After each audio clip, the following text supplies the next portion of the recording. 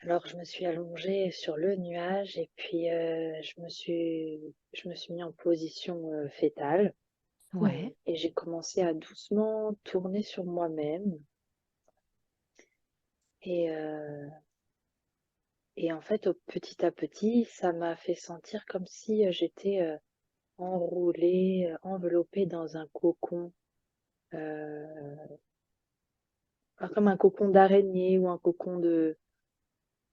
Oui, ça doit être ça, un cocon d'araignée. Mhm. Et tu vois, comme si j'étais entourée de toile. Et je suis dans ce petit cocon-là et je bouge pas.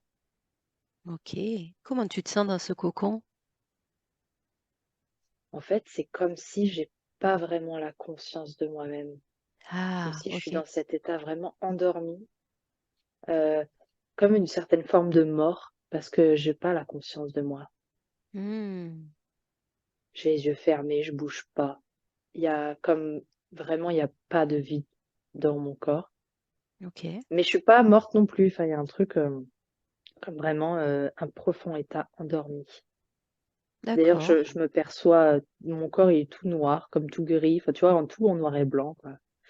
Et donc, je suis entourée de cette toile. C'est assez épais. Enfin, c'est comme du coup un fil d'araignée, mais qui est tellement, enfin, comment dire, il est tellement entortillé dans tous les sens que ça fait une bonne Ouais, épaisseur autour il y a de beaucoup moi. de fil qui a été tortillé, quoi, c'est ça. Oui, Ouais. oui, oui, oui, oui, oui. Hmm. Ok.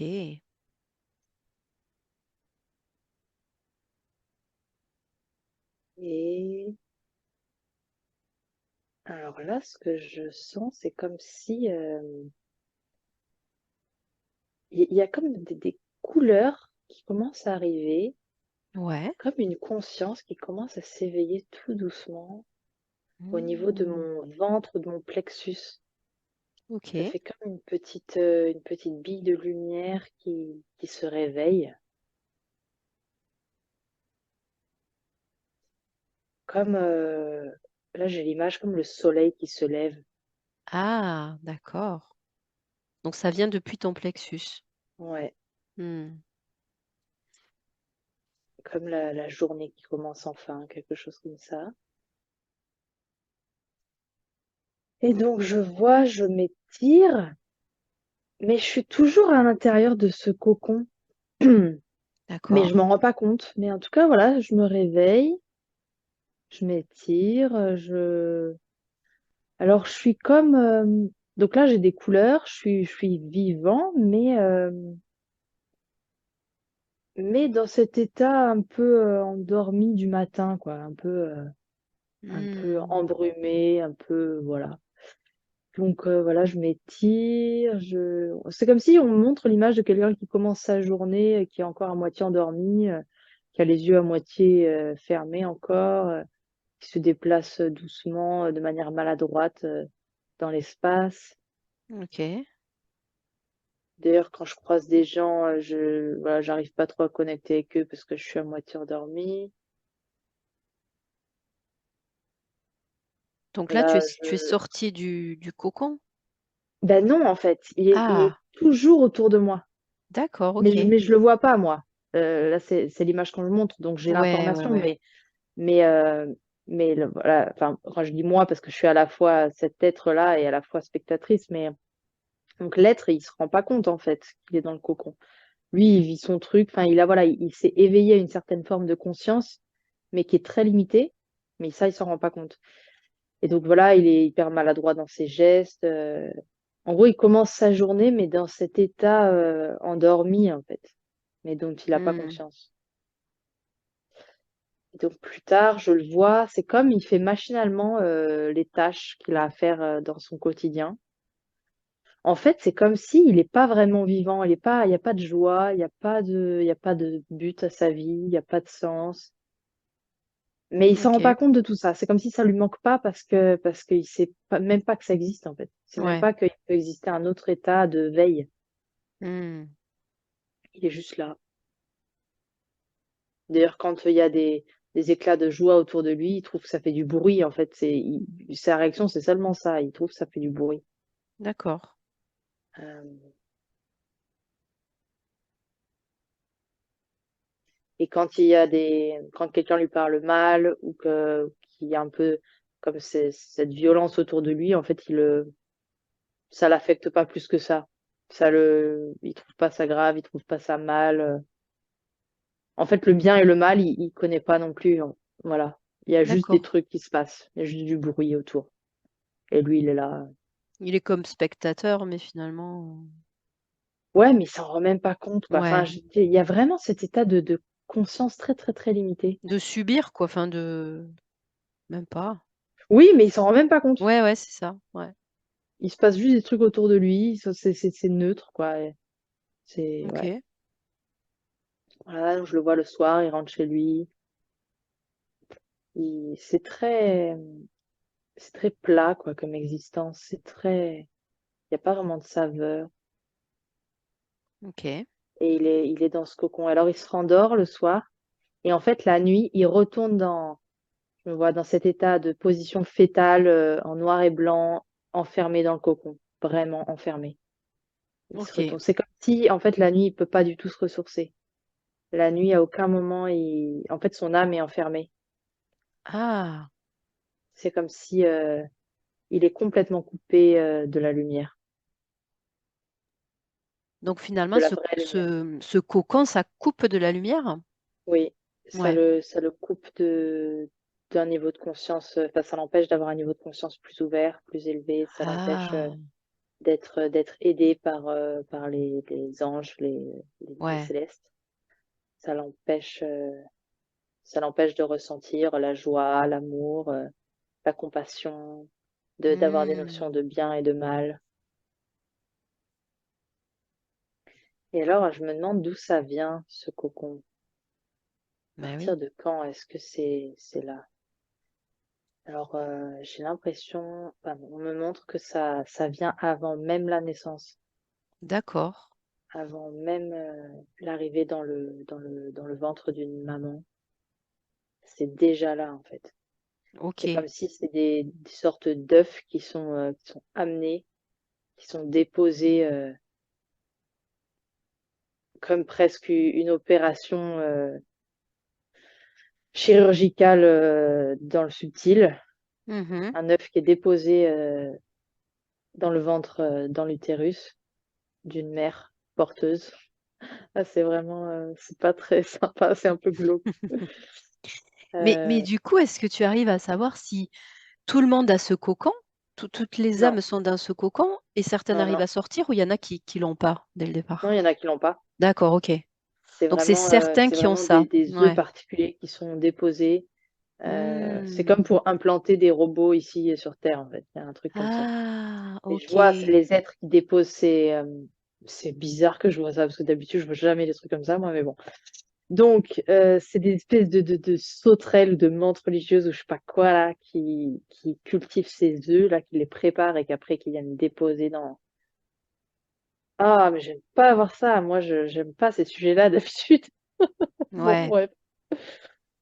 Euh, Ok, donc ouais. finalement, ce sont des personnes qui, ouais, qui sont coupées de la conscience, qui sont un peu robotiques, de ce que je comprends.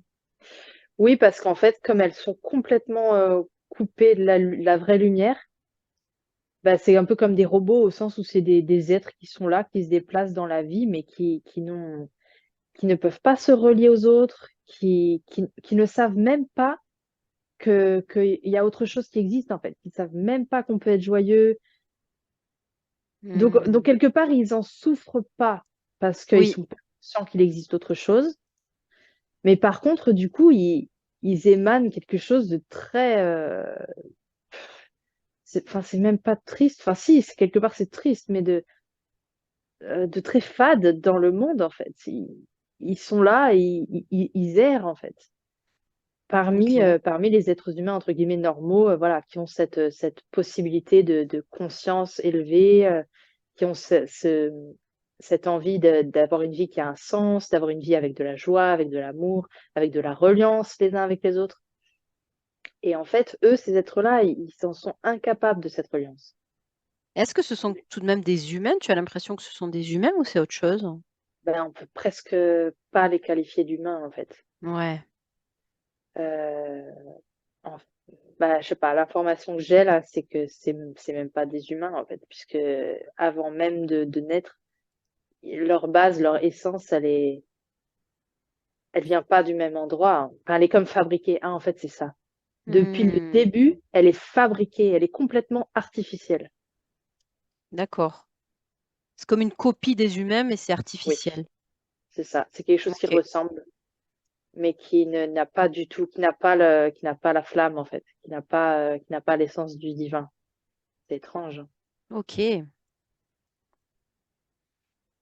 Est-ce que tu arrives à avoir l'information, à savoir pourquoi? Pourquoi en fait ces grandes sauterelles, là, ces grands insectes viennent implanter ces œufs? Ça leur sert à quoi? Première chose que j'entends, c'est qu'ils s'amusent. Bon, Ok. euh, c'est une manière pour eux de jouer. C'est étrange de dire ça comme ça.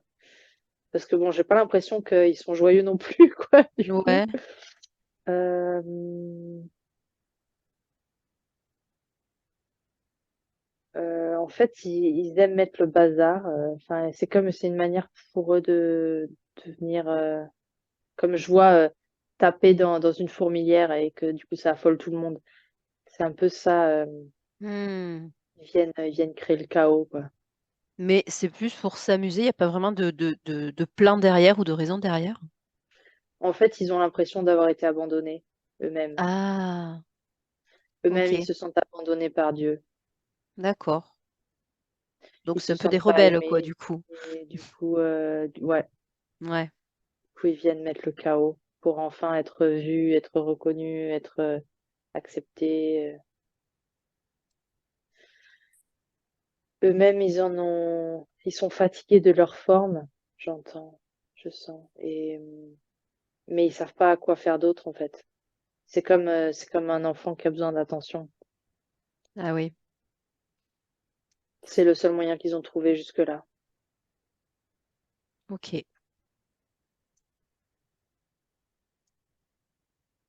Parce que jusque-là, ils sont encore satisfaits de cette stratégie, parce que de voir le chaos que ça peut générer, et puis les émotions, les tensions, les torsions que ça peut générer, ça leur procure un certain plaisir, mais ça reste hyper éphémère, et tout petit quelque part. Donc ils sentent bien qu'il pourrait y avoir autre chose qui les satisferait plus, Mhm. mais ils en sont encore à ce niveau où ils ont l'impression de ne pas avoir d'autre choix. Ok. Et quand tu dis il crée le chaos, est-ce que tu arrives à voir justement ces faux humains, qu'est-ce que ça crée sur Terre? C'est quoi les conséquences de ces... C'est des poids, ça tire vers le bas, justement, ça crée ces torsions, ça Ah, tord le réel, le vivant, parce qu'en fait, euh, comment je vois dans les relations, euh, même s'il n'y a pas de vraies relations, mais il n'y a pas de lien qui se crée, mais en tout cas dans les interactions qui se créent avec des vrais, entre guillemets, êtres humains, ces êtres humains-là, ils se font avoir, en gros, ils comprennent pas, en fait. Ils sont face à quelque chose qui ne comprennent absolument pas, puisque c'est un fonctionnement différent d'eux, mais ça, ils le voient pas, en fait, à la base, et alors, ils sont complètement perdus, ils sont complètement désorientés, et ils se laissent amener vers le bas, malgré eux. ok. Donc, en fait, c'est vraiment des poids sur Terre Hmm, qui, je vois que ça met au sol, quoi. Ça met au sol certains êtres humains et du coup, ben voilà, ça les empêche de s'élever ou ça les ralentit énormément sur leur chemin d'évolution. ok. Est-ce que tu peux essayer de savoir ou de demander comment on peut savoir si dans nos entourages, il y a de ces faux humains, comme tu dis? Mm. Comment on peut Et faire? c'est exactement ce que j'étais en train de voir là, Mhm. que Alors j'entends le mot test, c'est comme si à un moment donné, si on est confronté à ce genre d'interaction avec comment on pourrait les appeler? Des faux humains, quoi. Des... Voilà, avec des faux Ouais. humains. Mm. Euh, c'est un test au sens où toujours, on peut toujours avoir le contrôle de ce qui se passe, on peut toujours sentir, en fait, dès le début, bah, comme on disait nous deux tout à l'heure, mais Mm. euh, même si c'est bien caché, même si ça peut être tordu, si ça peut... En fait, on peut toujours dès le départ sentir un petit truc qui cloche. D'accord. Parce que nous, notre lumière, c'est reconnaître la lumière et du coup, c'est reconnaître quand il n'y a pas la lumière, en gros. Ou Ok. quand... Parce qu'en fait, ce que j'ai aussi vu, c'est que euh, il y a tout de même une mini flamme de bougie à l'intérieur d'eux. Ouais. Ça n'existe pas quelque chose qui est complètement noir. Mhm. Cependant, elle est tellement mini et tellement cachée sous le cocon que on peut ne pas la voir et en tout cas, on peut avoir l'impression qu'il y a quelque chose qui ne va pas, en fait, quelque chose qui cloche. Et du coup, c'est ça. Si on fait confiance à cette intuition, ce ressenti, quelque chose qui cloche, on peut tout de suite choisir, hop, une autre route, de s'en éloigner. Et ce ne serait pas égoïste, ce serait pas, enfin voilà, ce serait vraiment, bah, ce serait nous épargner des problèmes Ouais, futurs. c'est ça, c'est se sauver, quoi, Euh, finalement. Ouais, ouais, oui, ouais. Ok. se sauver, mais même, enfin, faire le bon choix en fait, faire le bon choix parce que ce serait continuer à s'élever plutôt que de se laisser entraîner vers le sol. Hmm. Ouais. Ouais, c'est plutôt se choisir et choisir la lumière. Oui, Ouais. Ok, donc il faut écouter notre lumière intérieure, notre intuition pour les reconnaître oui, et s'en éloigner. oui. Ok. Sans entrer à aucun moment dans une forme de jugement, dans une Oui. forme de culpabilité, ou dans une forme de rancœur, ou dans une forme de colère. Absolument pas. Parce que ça, ce serait encore une fois, voilà, rentrer dans notre propre ego Ouais. qui serait blessé de je sais pas quoi et qui voudrait réagir. Et du coup, voilà, absolument pas rentrer là-dedans, mais simplement sentir, ah ben tiens, le flow, en fait, il m'emmène plutôt par là. C'est lumineux par là et non par là. Et donc, je choisis là où c'est léger, lumineux et là où je suis appelée à continuer mon chemin.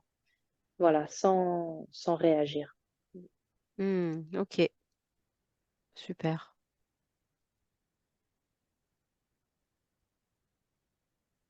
Et là, ça veut m'emmener un peu là où tout a commencé, enfin tout, là où une vague de ces implantations de cocons aurait commencé. Ouais.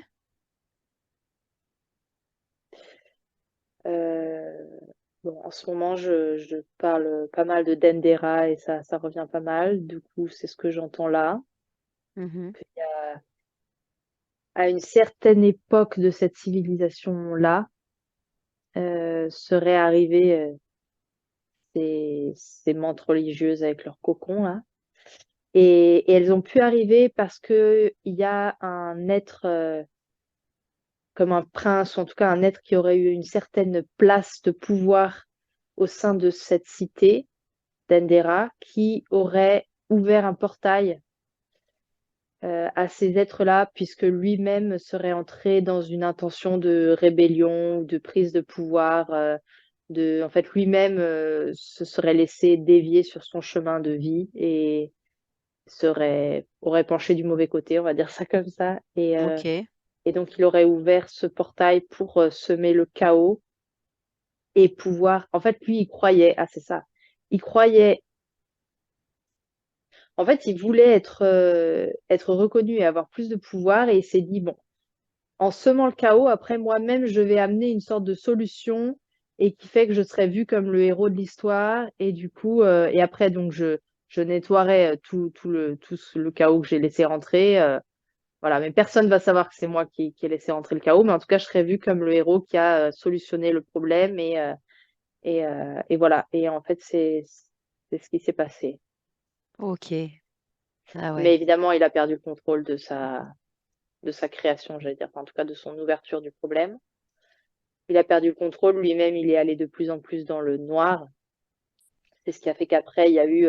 bon, ça, je sens que c'est un résumé très rapide et voilà, Mais en tout cas, après, il y a eu gros nettoyage par l'eau, Ah, ouais. plusieurs cataclysmes par l'eau qui sont venus nettoyer tout ça puisque c'était allé trop loin. Hmm. Et il y a des technologies puissantes qui commençaient à être vraiment détournées. Ça posait beaucoup de problèmes. Ça a posé des problèmes, mais pas que sur la surface de la Terre, aussi en répercussion dans d'autres sphères, d'autres planètes, d'autres univers. Donc ça pouvait pas aller plus loin. Donc il y a eu comment un plan pour nettoyer tout ça, Ok, ouais, pour remettre à zéro, faire ouais. un reset. Ouais, Ouais. exactement. Hmm. Ok, mais du coup, ces créatures sont quand même restées et continuent à implanter Oui. En fait, il y a eu comme des œufs. plusieurs Hmm. vagues. Et Ouais, donc, c'est comme si, ouais, elles n'avaient pas été complètement balayées. Il y avait comme encore des œufs en dormance qui étaient là et qui se sont réveillés plus tard. Et ouais, qui font qu'elles sont toujours là. Parce qu'il y a une sorte de... C'est une invitation pour nous les êtres humains, à de nous-mêmes être capables de voir et de distinguer et de nous-mêmes ne plus alimenter en fait ces faux humains. Donc de nous-mêmes leur tourner le dos, encore une ah, fois, sans mauvais sentiments, sans ouais, mauvaises sans émotions, jugement, ouais. mais juste tourner le dos et aller voir ailleurs. Et en fait, d'eux-mêmes, ils vont mourir et ils vont s'éteindre puisqu'on ne les nourrira plus. Puisqu'en fait, pour pouvoir survivre, ils ont besoin de nourriture et leur nourriture, c'est l'amour qu'on peut leur donner, l'attention et le... Oui, c'est comme si, voilà, là, je vois, on vient, on leur apporte à manger, on leur apporte de l'attention, on leur apporte du temps, de l'énergie, de l'aide, du soutien. Et en fait, c'est ça qui les nourrit. Oui, en fait, ça paraît complètement Hmm. logique. Ben oui, Et, euh, et voilà. Et si, en fait, l'invitation, c'est ce que ce nettoyage se fasse en douceur par nos actes du quotidien où on va leur tourner le dos et aller voir ailleurs. Parce qu'en fait, quelque part, ce sera aussi uniquement par là. Ah, d'accord. C'est comme s'ils peuvent pas être complètement nettoyés. Il n'y a aucun processus qui pourrait, genre, les supprimer de l'existence. Mais ce d'accord. qui peut se passer et ce qui va se passer, c'est que le fait qu'on leur tourne le dos, qu'il n'y ait plus personne qui leur accorde leur attention, en fait, ils vont apprendre à eux-mêmes s'accorder de l'attention et de l'amour et donc à s'éveiller à leur propre lumière. C'est magnifique. Ah, ok, C'est magnifique. En fait, ils vont vivre l'abandon jusqu'au bout, en gros. L'abandon parce qu'en fait, c'était distordu, c'était tordu ce truc où ils étaient comme des vampires, ils étaient en demande d'amour venant de l'extérieur, mhm, mais ce n'est pas comme ça que ça doit se passer. Une graine, c'est à l'intérieur d'elle-même qu'elle a tout son potentiel. Même si le soleil et l'eau extérieure l'accompagnent dans son développement, mais ce n'est qu'un reflet de la lumière et de la richesse qu'elle a à l'intérieur d'elle-même. Et que c'est ouais. d'abord un mouvement de l'intérieur vers l'extérieur qui se fait et qui ensuite fait que on ressent. Tu vois, c'est parce que moi, je vais sortir de ma maison que je vais sentir le soleil sur ma peau. Mais Mhm. c'est bien d'abord un mouvement de l'intérieur de moi qui m'a fait sortir de chez moi. C'est pas le soleil qui m'a Et oui, réveillée, c'est oui, un ouais. mouvement de l'intérieur de moi qui m'a fait sortir et ensuite sentir le soleil. Ben, c'est exactement ça. En fait, ils vont apprendre, j'adore en fait cette séance aujourd'hui, ils vont apprendre à vraiment se retourner en eux-mêmes, se retourner Ouais, en eux-mêmes et voir à quel point c'est lumineux à l'intérieur.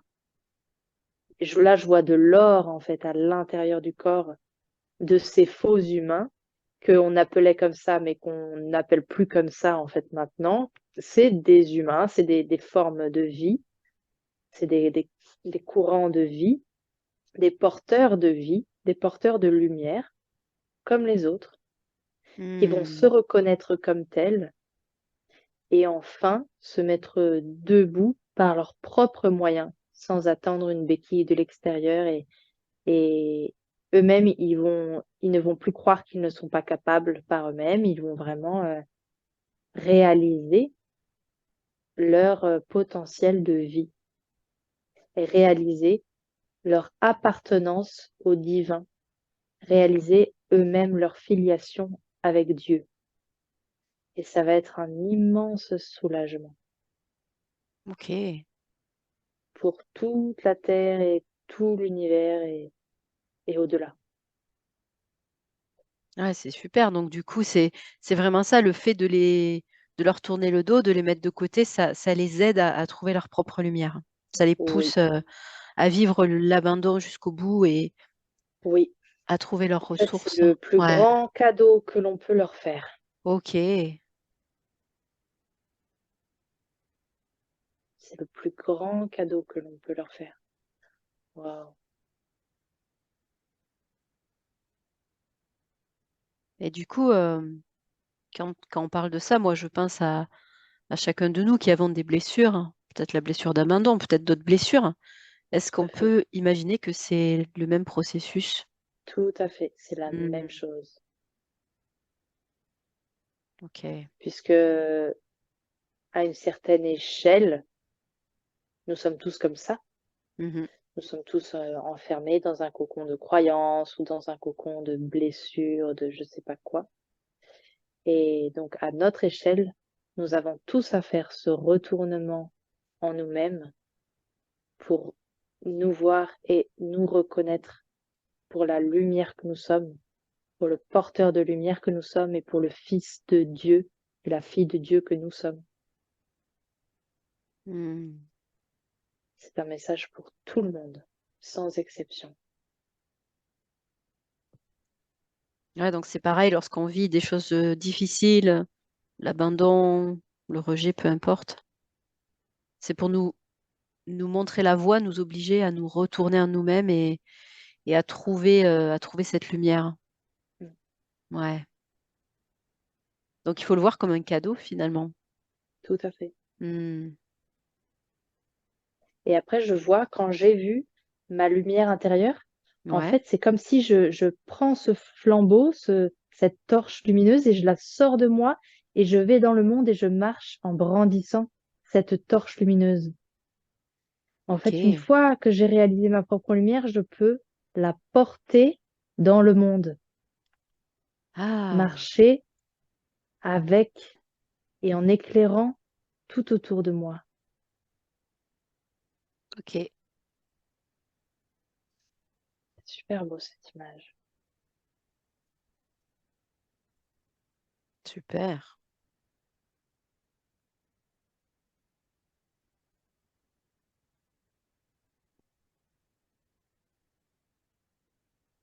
Qu'est-ce qu'on te montre maintenant? Me dit, soyons tous ces porteurs de lumière dont le monde a besoin. Il n'y a pas quelqu'un d'autre à suivre, il n'y a pas un modèle extérieur, puisque notre lumière est unique, il n'y a que nous qui pouvons l'offrir. Hmm. Et voilà vraiment une invitation à nous retourner vers notre propre lumière et ensuite aller marcher fièrement et avec courage dans le monde en brandissant notre lumière. Ouais, pour rayonner. Ouais. Hmm. Et c'est en fait c'est s'il y avait une mission dont nous serions chacun porteur, ce serait celle-là, Ok. euh, Ouais. être porteur de notre lumière et la montrer, éclairer, éclairer puisque le monde est encore bien sombre, éclairer pour Ok. que au fur et à mesure tout l'espace soit rempli de lumière et qu'il ne manque aucune lumière parce qu'on a besoin de toutes les lumières comme les pièces d'un puzzle et c'est personne ne peut le faire à notre place. Et, et tout le monde sera attendu. C'est-à-dire que tant qu'il n'y a pas toutes les lumières qui sont portées, il y a une sorte d'attente, il y a une sorte de... Voilà, tout le monde est attendu en fait.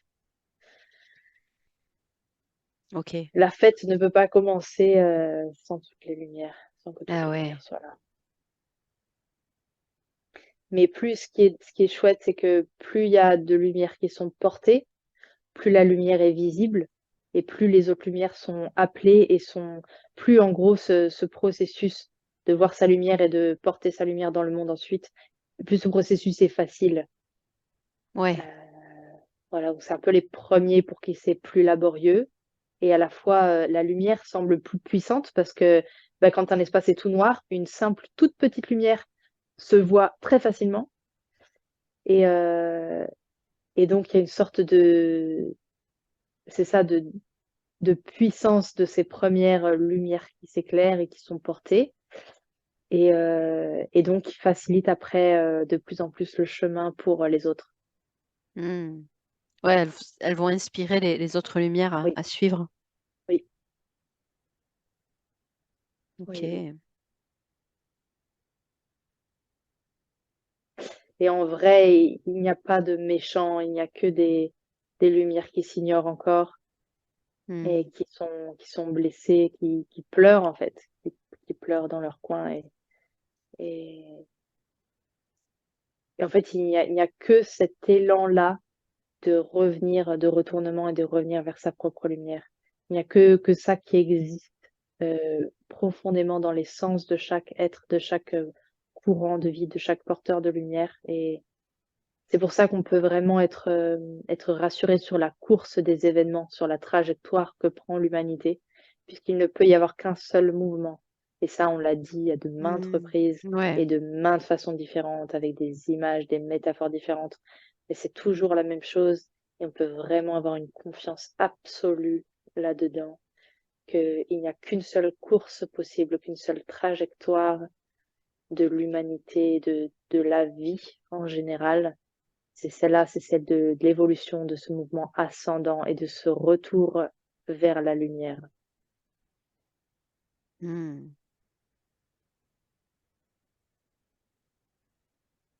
Ok, super.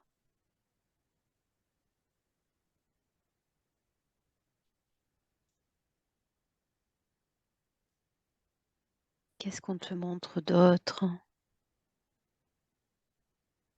Là, c'est comme un zoom sur cette torche de lumière, cette torche, ce feu, Ouais. le feu qui réchauffe, le feu qui par sa danse, a une forme de fascination, enfin, génère une forme de fascination et d'émerveillement. Et c'est comme si quand on regarde le feu, on se sent plus seul. On est comme enveloppé de cette chaleur, de cette lumière, de cette présence. Le feu est une présence qui rassure.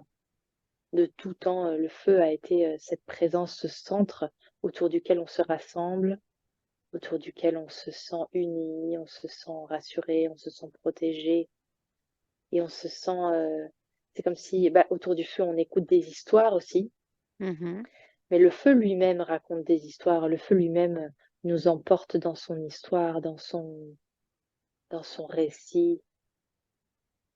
C'est une forme d'hypnose très douce, très bénéfique, très bienveillante. Ouais.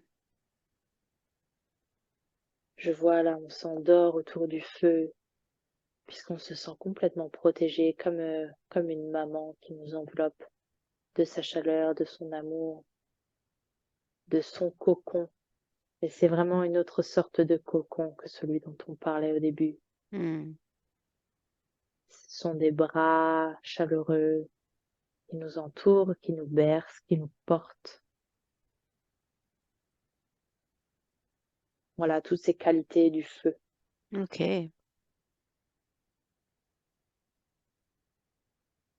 super. Avec aussi son caractère mystérieux du feu. Hmm. Et je vois là les flammes qui sont toujours brandies vers le ciel, qui pointent vers le ciel, qui tendent comme si elles elles ont... comme si après, elles se prolongent dans l'invisible, dans le subtil, comme des filaments qui vont toucher le ciel toujours plus haut, comme si ça a vraiment un lien aux étoiles, comme si le feu est un écho de la lumière des étoiles, qui viennent, comme si le feu peut venir raconter les histoires des étoiles, les histoires portées par les étoiles,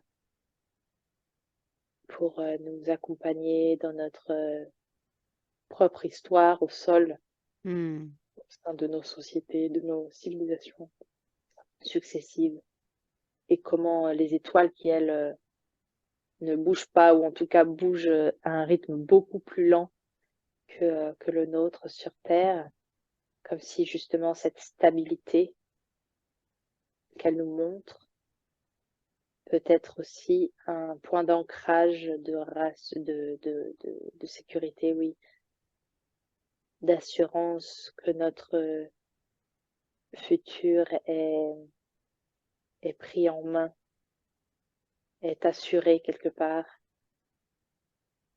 et que tout ce qu'on nous demande, c'est de vivre l'expérience, c'est d'être là en témoin de ce qu'il se passe, Hmm. avec l'assurance que de l'autre côté, euh, quand nous serons de ce point de vue de l'autre côté, nous pourrons voir toute cette... Là, je suis comme transportée dans un espace différent où c'est ralenti. Ok.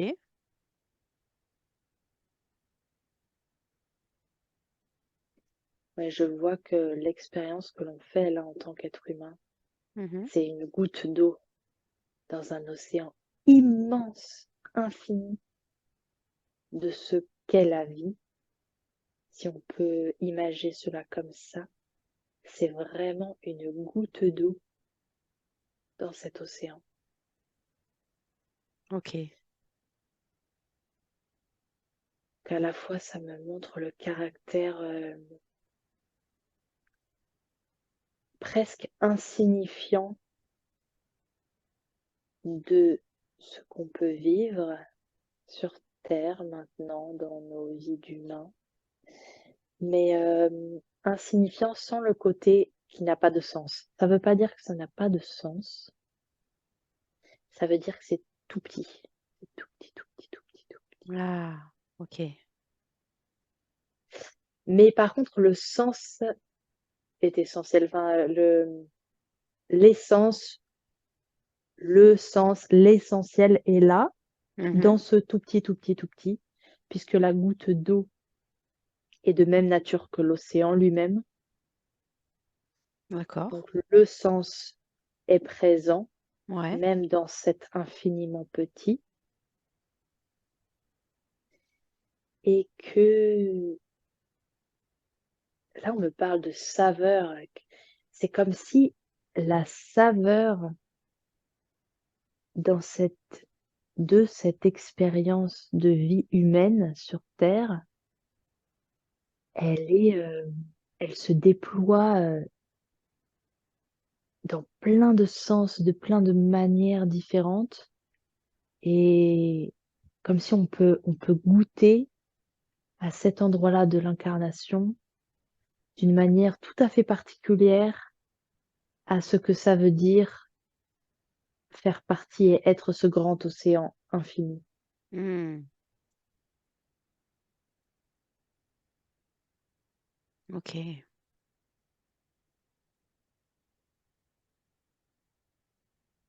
Je sais pas si c'est clair, faudrait que je réécoute parce Ouais. qu'en même temps que je parle, Non, je non, sais c'est pas ce que je clair. raconte et je... Non, non, c'est clair. Tu donnes plein de détails et de comparaisons. Donc,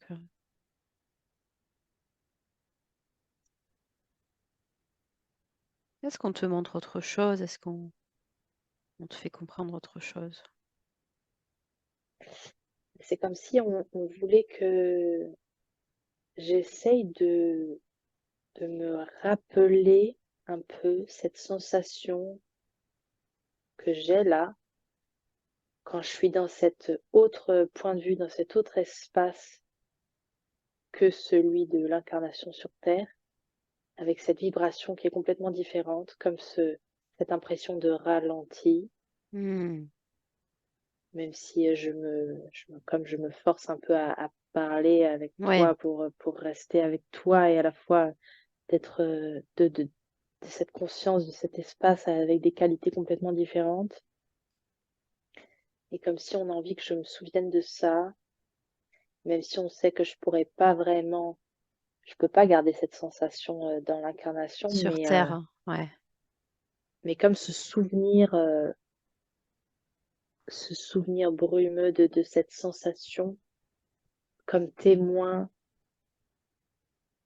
et comme pour que ça ne me fasse pas oublier cette importance de ce qu'on peut vivre à notre échelle humaine, même si ça a ce caractère insignifiant par rapport à la vastitude de l'océan Hmm. complet. Quelque chose comme ça. De ne pas confondre notre petitesse avec une non-importance de la vie et de l'expérience. Ouais, Voilà. super.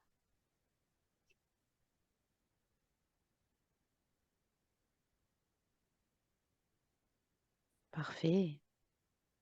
Est-ce qu'ils ont autre chose à te montrer, à te dire?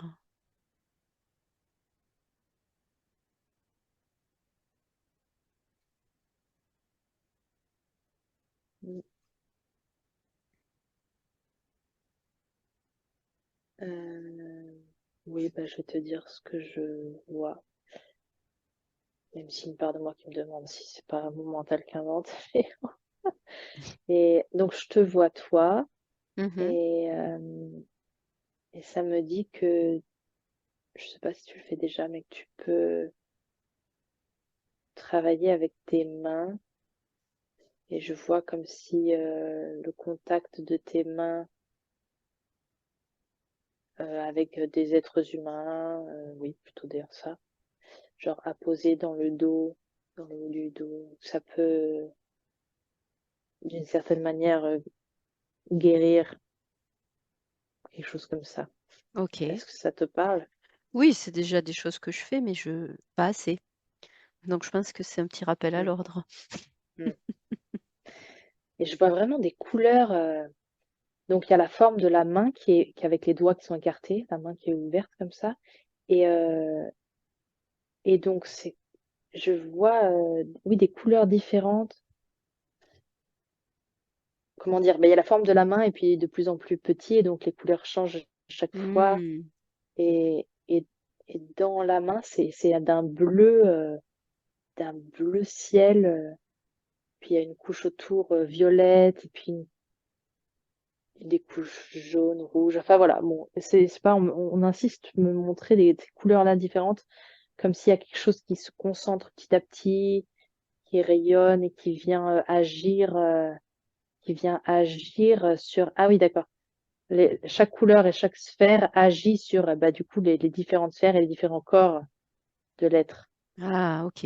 Et comme s'il y a petit à petit quelque chose qui s'infuse, qui rentre en contact, qui se fait avec l'imposition des mains. Mhm. Et je vois vraiment ça bouge, ça vibre, ça fait comme des allers-retours, comme des battements. Ouais. Oui, voilà, il y avait un peu une invitation pour toi à faire ça davantage. Ok. Voilà. Super. Tu as l'impression que ça sera tout pour aujourd'hui? Et j'entends qu'ils te disent merci de ce que tu Ok. fais déjà, de là où tu œuvres. Super. Ben moi aussi, je les remercie de m'accompagner. Mm. On les remercie aussi pour tout ce qu'ils t'ont montré aujourd'hui. On a eu de beaux et puissants messages par rapport Oui, aux blessures, par rapport à plein de choses. qui, je suis sûre, vont déjà nous parler et puis peut-être parler à ceux qui tomberont sur cette séance.